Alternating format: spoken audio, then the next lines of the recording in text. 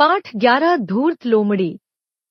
एक घने वन में एक विशाल जलाशय था जिसके निकट ही वृक्षों का एक घना बीहड़ था। उस बीहड़ में एक हिरण रहता था। उसी बीहड़ के एक पेड़ पर एक कौए का घोंसला भी था। हिरण तथा कौआ प्रायः परस्पर मिलते रहते थे। होते होते उनमें घनिष्ठ मित्रता हो गई जो समय बीतने के साथ साथ और भी प्रगाढ़ हो गई। एक दिन कौआ और हिरण सरोवर के तट पर परस्पर बातचीत में रत थे। अचानक एक लोमड़ी उनके निकट से निकली। हृष्टपुष्ट हिरण को देखकर उसके मुंह में पानी आ गया तथा उसने हिरण को अपना शिकार बनाने की ठान ली। उसे ज्ञात था कि वह स्वयं हिरण को मारने में अशक्त थी। अतः उसने कोई चाल चलकर उसे मरवाने की योजना बनाई। लोमड़ी जानती थी कि हिरण का मित्र कौआ अत्यंत चतुर पक्षी होने के कारण हिरण को उसके जाल में सुगमता से फंसने नहीं देगा। अतः उसने हिरण से उस समय बात करने की सोची जब कौआ उसके साथ न हो।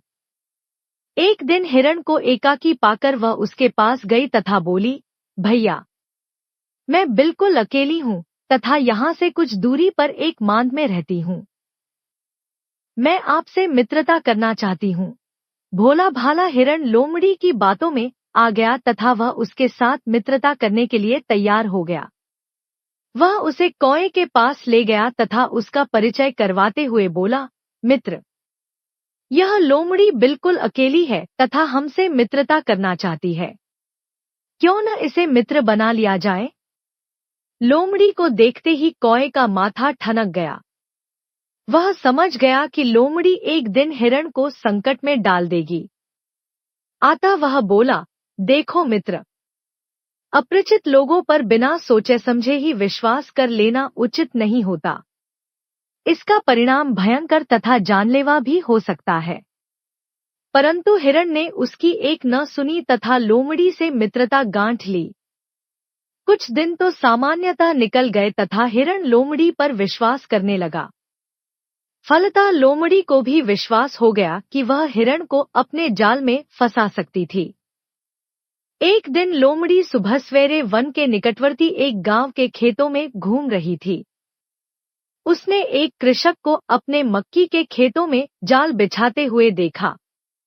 अतः एक षड्यंत्र की योजना बनाकर वह हिरण के पास जा पहुंची तथा बोली, मित्र, मैंने आज प्रातः ही यहाँ से कुछ दूरी पर मक्की का एक खेत देखा है। क्यों न आज वहाँ चलकर मक्की खाने का आनंद उठाया जाए? भोला भाला हिरण पुनः लोमड़ी की बातों में आ गया तथा उसके साथ मक्की के खेत पर जा पहुंचा। लोमड़ी को तो जाल के विषय में पता था। अतः वह सावधान रही परंतु हिरण मक्की खाते समय जाल में फंस गया। लोमड़ी चुपचाप वहां से खिसक गई तथा एक निकटवर्ती झाड़ी के पीछे छुपकर कृषक के आने की प्रतीक्षा करने लगी।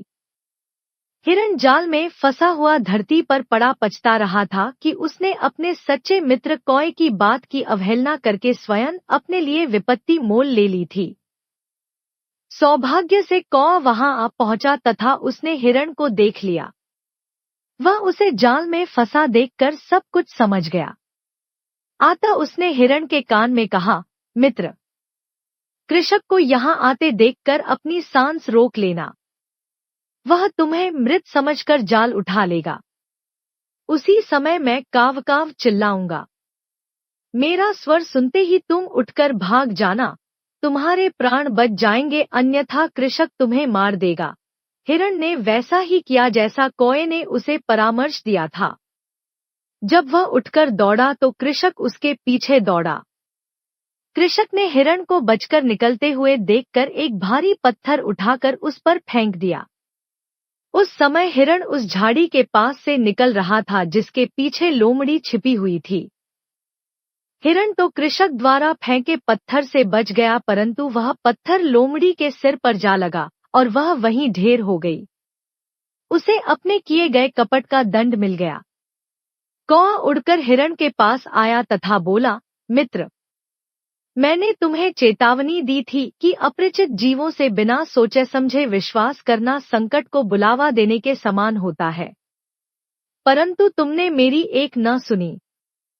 परिणाम तुम्हारे सामने है। भविष्य में ऐसी भूल कभी मत करना। हिरण ने कौए को धन्यवाद देते हुए कहा, भैया, यदि आप समय पर आकर मुझे बचने का उपाय न बताते तो मैं अवश्य मारा जाता। आज के पश्चात मैं सदैव आपके उपदेश के अनुकूल ही